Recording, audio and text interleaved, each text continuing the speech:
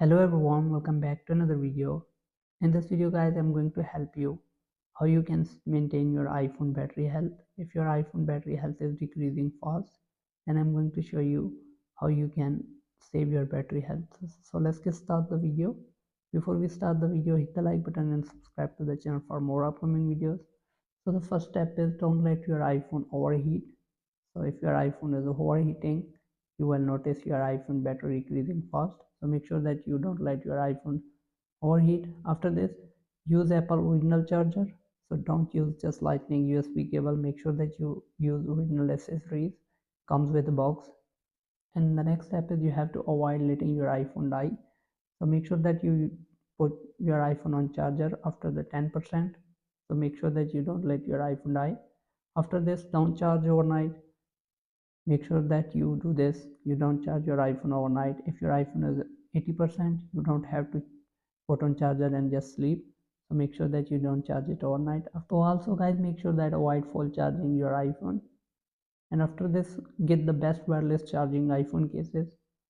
After this, turn off always on display. If you have this option always on display, you can just go into settings and click on display and brightness. And if your iPhone is supposed always on display, you will get the option here.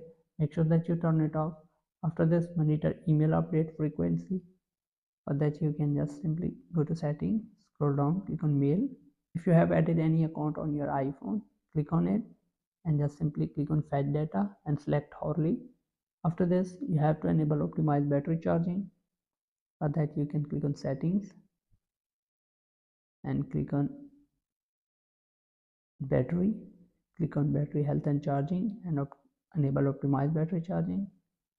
After this, you have to turn off the location services for your iPhone. For that, click on settings, click on privacy and security, click on location services and just simply turn it off. And then after this, you have to turn off the background app refresh.